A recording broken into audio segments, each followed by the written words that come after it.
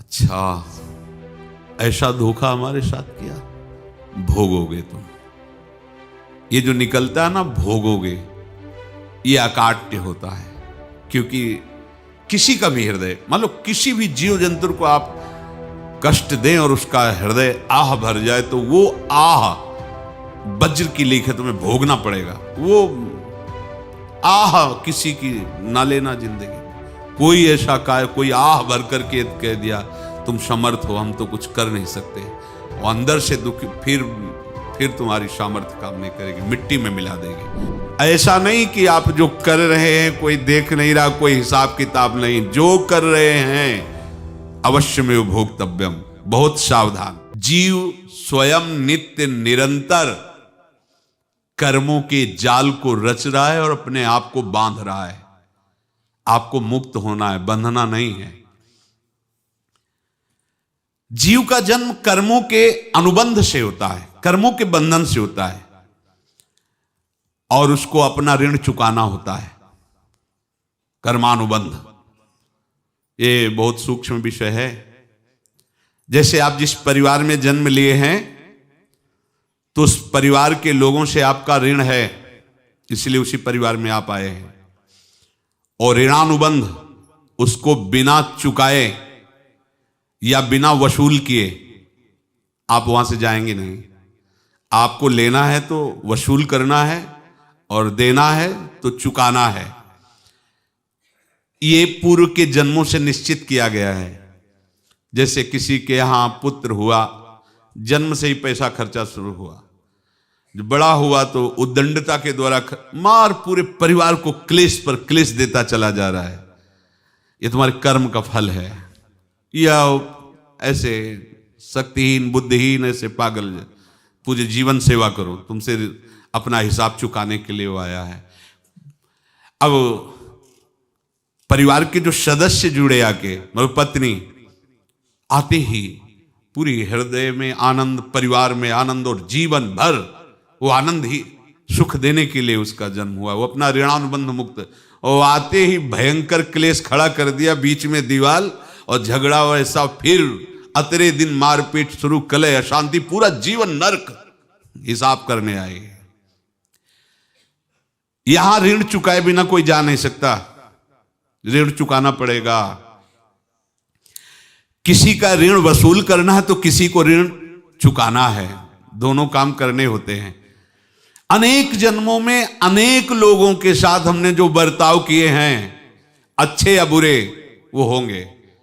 अब किसी आदमी को हम जानते नहीं, अचानक मिला, अचानक टक्कर लगा और मार पीट गाली गुप्ता सब कर दिया, चुपचाप सह लो। क्यों? ये आपका हिसाब है, पूर्व का हिसाब। हमारा उससे कोई द्वेष नहीं, कोई संकल्प नहीं। अचानक घटना घटी और हमसे द्वेष करने लगा, हमें पीटने लगा, हमें गालियां दे, ये हिसाब है, चुपचाप सह जाओ।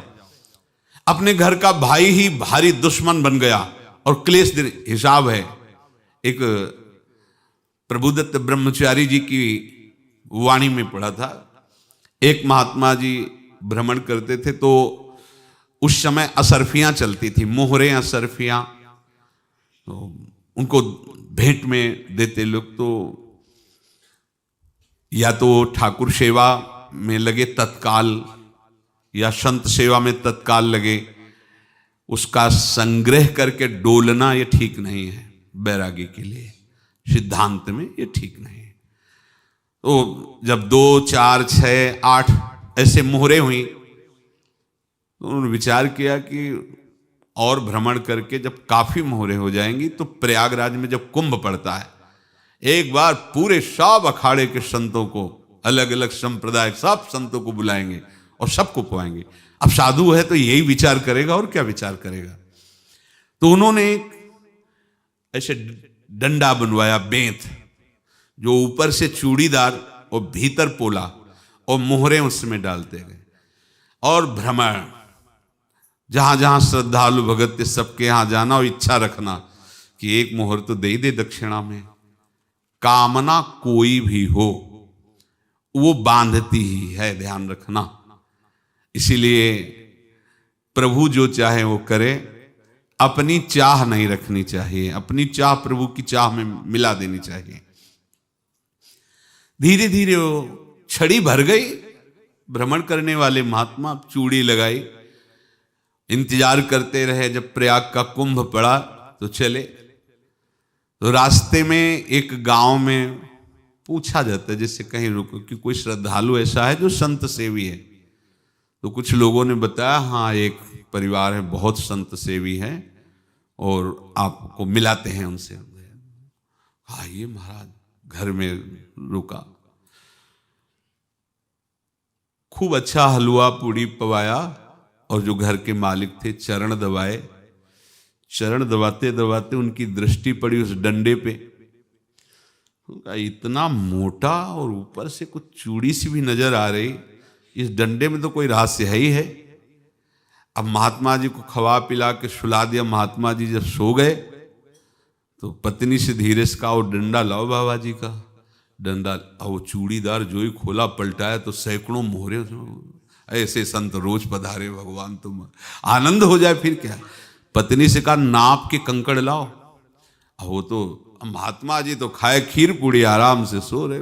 रात में पूरी प्लानिंग करके उसमें कंकड़ भर के चूड़ी लगाकर सिराने रख दिया, सारी मोहरें हटा ली। महात्मा जी आराम से छड़ी उठाए तो वजन पक्का। वैसे बड़े लोग चतुर होते हैं, पर ये नहीं जानते कि कर्म कितना भयानक होता है। और उनकी कोई संतान नहीं थी, पर धन में इतना प्रेम उनको था। बहुत सावधान। साधु महात्माओं के पास जो अर्थ है, गृहस्थी अगर आता वहीं से है, पर अगर उसको जोर जबरदस्ती या किसी छल कपट से, तो वो उसका विनाश ही करता है। आज तक का प्रमाण है। अब उनको ये भाव पता नहीं होगा, या पता होगा तो लोभ के कारण वो उसको मान नहीं पाए होंगे। महात्मा जी गए प्रयाग में, किसी अखाड़े पर रुके और वहां प्रार्थना की कि कल जो है संपूर्ण अखाड़ों का निमंत्रण किया जाए और सब संतों को भोग पवाया जाए और उनको दक्षिणा भी दी जाए।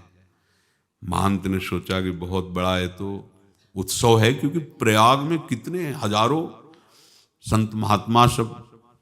तो उनका महाराज बोरों इसमें चीनी और टीनों घी लगेगा, सब व्यवस्था। बोले आप मंगाइए, एक एक हिसाब हम करेंगे, हमारे पास सब व्यवस्था है। बोले कुछ तो पहले दे दो, वो इकट्ठे देंगे हम। उनको था कि अगर हम छड़ी खोला और दो चार मोहरे दी, किसी को पता लग गया तो गड़बड़ हो सकती। बोले हम भंडारे के समय आखिरी में सब कुछ आपको दे देंगे। ठीक है। वो अपने पास से पैसे लगाकर खूब जितना सामग्री सब लाए, लाखों की, और सब संतों को निमंत्रण कर दिया। संत जन निमंत्रित हो गए, भंडारा बन रहा है। तब वहां के महंत है और उनका देखो भंडारा भी बन रहा है, संतों को निमंत्रण। अब आप अर्थ की व्यवस्था कीजिए, क्योंकि इतनी बड़ी हमारी सामर्थ्य नहीं थी जितना हमने किसी तरह हमने व्यवस्था की। अब मुझे अर्थ चाहिए, तभी आगे की व्यवस्था बढ़ेगी। संतों को दक्षिणा देंगे और जिनसे अर्थ लिया उनको दे। देखो रसोई बन गई है सब। उनका छत में विश्वास नहीं तो ये अभी चूड़ी खोली। उनको तो था ना कि मोहरे हैं, कंकड़। तो अब जैसे कितना उनको सदमा लगा होगा। हजारों संतों का निमंत्रण, रसोई बन, मतलब संत हो के छल कपट। तो उनका महाराज आपने तो हमारा नाश कर दिया, जो महंत थे। अब बताओ रसोई बन गई, संत निमंत्रित हो गए और आप ये कंकड़ दिखा रहे हैं हमको। आपने तो हमें बर्बाद कर दिया। हमारी इतनी सामर्थ्य नहीं थी, आप पहले बता देते। संत होकर ऐसा छल कपट। अब वो बोले तो क्या बोले, क्योंकि उनको पता था कि मोहरे हैं इसमें। अंदर से उनका चिंतन गया उसी सेठ के पास, अच्छा ऐसा धोखा हमारे साथ किया, भोगोगे तुम। ये जो निकलता है ना भोगोगे, ये अकाट्य होता है। क्योंकि किसी का भी हृदय, मान लो किसी भी जीव जंतु को आप कष्ट दें और उसका हृदय आह भर जाए, तो वो आह वज्र की लेख है, तुम्हें भोगना पड़ेगा। वो देखो भीष्म जी को भोगना पड़ रहा है ना। सांप को ऐसे धनुष की नोक से उठाया और बंबूल के कांटों के ऊपर फेंक दिया, कई दिन तक शेदा हुआ, वो आह भर करके मरा। तो आपको 6 महीने बाणों की सैया पर आह किसी की ना लेना जिंदगी में। कोई ऐसा कोई आह भर करके कह दिया तुम समर्थ हो, हम तो कुछ कर नहीं सकते। और अंदर से दुखी, फिर तुम्हारी सामर्थ्य काम नहीं करेगी, मिट्टी में मिला देगी। फिर ये तो संत थे और भगवत आराधना के लिए, संत आराधना के लिए ही ऐसा किए हुए थे। अब इनका कैसे मुंह दिखाएं, अब क्या करें। सुबह संत जन आएंगे, सबके बीच में हमारी कि देखो इन्होंने, अब क्या करें। गए और संगम में जाके छलांग लगाई, अपने प्राण त्याग दिए। अब उनके तो पास मोहरे थी और व्यापार बढ़ा, और 9-10 महीने बाद ही लड़का हुआ। अब तो उनको कि संत फलीभूत हो गया। देखो व्यापार चल रहा, लड़का नहीं होता था, लड़का भी हो गया। बड़ा आनंद छा रहा है। जब से वो प्रकट हुए और धन की वृद्धि शुरू हो गई, पढ़ाई लिखाई में उनके खर्चा हुआ सब, बस बीमारी शुरू हो गई उनके शरीर में। अब उसमें पैसा जाना शुरू हुआ। इतने आसक्त तो वो दोनों हो गए कि कुछ भी हो, व्यापार ठप, संपत्ति बेचना शुरू। तो उन्होंने कहा कि बेटा मैं क्या कर सकता हूं तुम्हारे लिए। बोले हमारी अंतिम इच्छा है प्रयाग चलो, और जितने प्रयाग में संत महात्मा सबको एक बार भंडारा करवाओ, हमारी इच्छा अंतिम है। क्योंकि अंतिम यही इच्छा थी। तो बोले अब ज्यादा संपत्ति तो नहीं रह गई। तो बोले घर बेच दो, मेरे लिए ही तो है, बेच दो। मुझे लगता मैं बचूंगा नहीं, पर मेरी अंतिम इच्छा पूर्ण कर दो। घर बेच दिया, जेवर बेच दी। वहां गए, जब संत सेवा की तो बोले मुझे संगम तक ले चलो। संगम तक ले गए और बोले समझे तुम चुराए थे और हमने उसको छीना है, कुछ नहीं रह गया तेरे पास कुछ, अब केवल ममता और आसक्ति में जलकर मर और नरक प्राप्त कर। मैं वही महात्मा हूं जिसकी तूने मोहरे ली थी, शरीर छोड़ दिया। महात्मा को जन्म लेना पड़ा और इनको दुर्गति भोगनी पड़ी।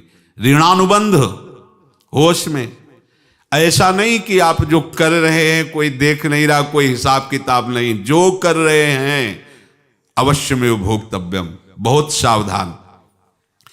अनेक जन्मों में अनेक लोगों से जो कुछ लिया दिया है, इस लेने देने को मिटा देने के बाद ही तुम मुक्त हो गए। इसीलिए एक उपाय है, लेना न देना मगन रहना। क्या?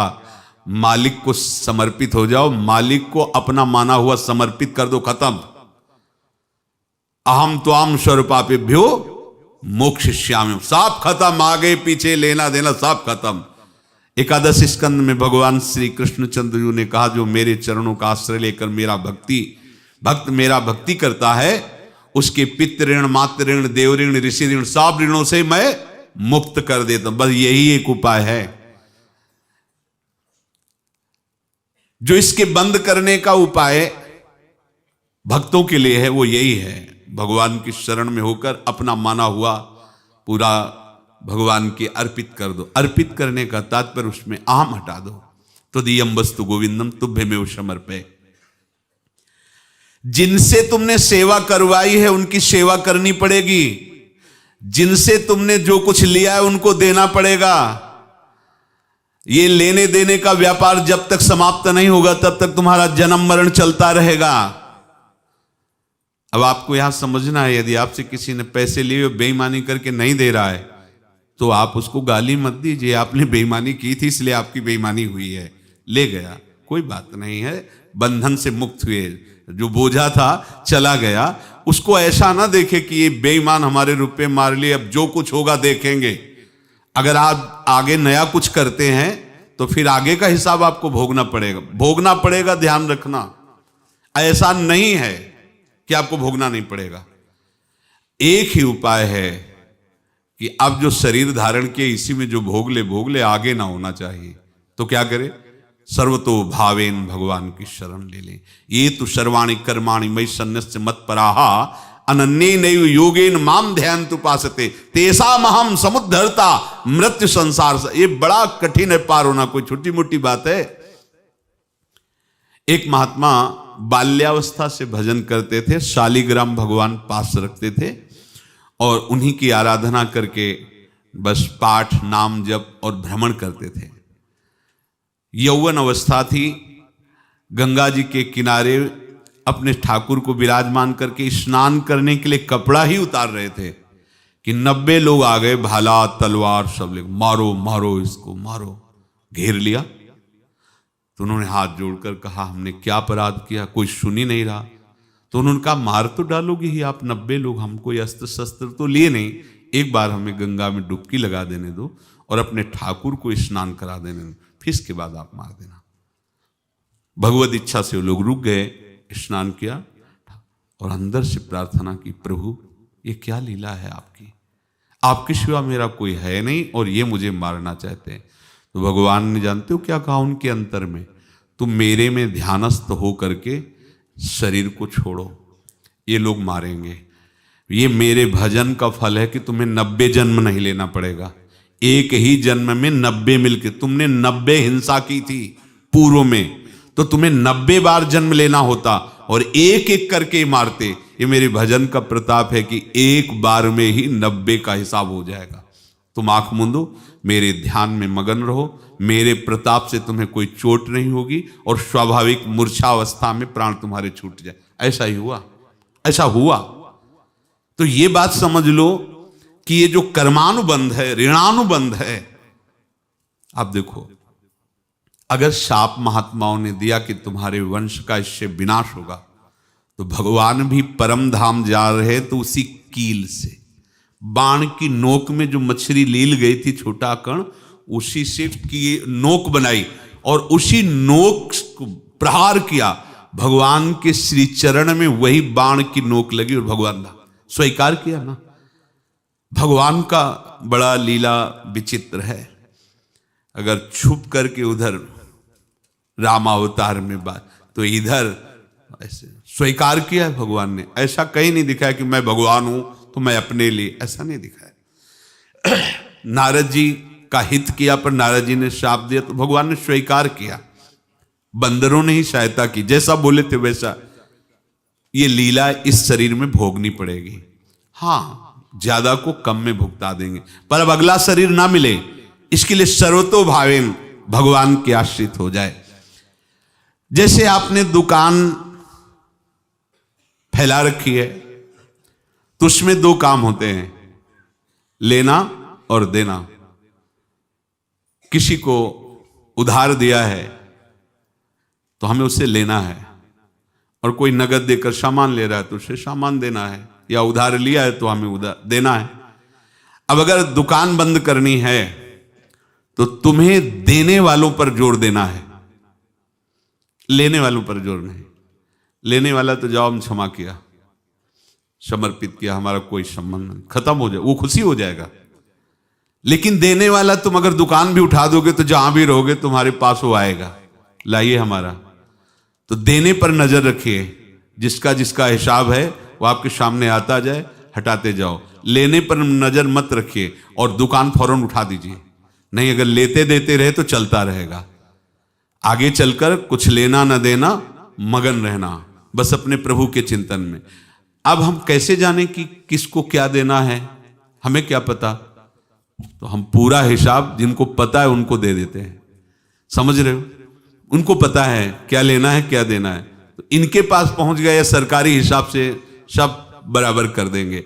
हमको अपनी जिम्मेवारी इनकी चरणों में समर्पित कर देना है, तभी हम जीवन मुक्त होंगे। ये रहस्य की बात है।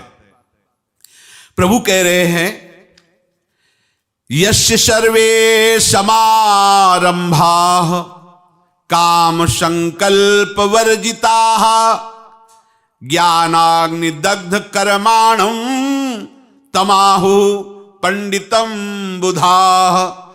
जिसके संपूर्ण कर्मों के आरंभ संकल्प और कामना से रहित हैं, तथा जिसके संपूर्ण कर्म ज्ञान रूपी अग्नि से जल गए हैं, उसको ज्ञानी जन भी पंडित कहते हैं, बुद्धिमान कहते हैं। पूज्य श्री भाई जी महाराज कह रहे हैं, जैसे वहां ज्ञानाग्नि से दग्ध कह रहे हैं, तो अपने वृंदावन वासियों का प्रेमाग्नि से सब कर्म संस्कार दग्ध होते हैं। जिस समय आपके हृदय में भगवत प्रेम का प्रादुर्भाव होगा तो लेश मात्र कभी तुम्हें दुख नहीं भोगना पड़ेगा। प्रेम का प्रादुर्भाव होते ही दुख का नाश हो जाता है। महासुख। जब प्रेम का प्रादुर्भाव होगा तो समस्त पाप भस्म हो जाते हैं, अशांति नष्ट हो जाती है, संसार ज्वाला स्पर्श भी नहीं कर सकती है। जब भगवत प्रेम का प्रादुर्भाव होता है तो हो सकता है उस उपासक के जीवन में दुखों का पहाड़ टूट पड़े, परिवार खिलाफ, शरीर रोगी, अव्यवस्था, बहुत बहुत कुछ, सब कुछ। कह रहे हैं इतना सब होने पर भी उसके हृदय में कोई भी दुख नहीं होता। ये ऐसा सामर्थ्यशाली भगवत प्रेम है। भगवान के चरणारविंद का जिसके हृदय में प्रेम है, भारी से भारी दुख भी उनको विचलित नहीं कर सकता।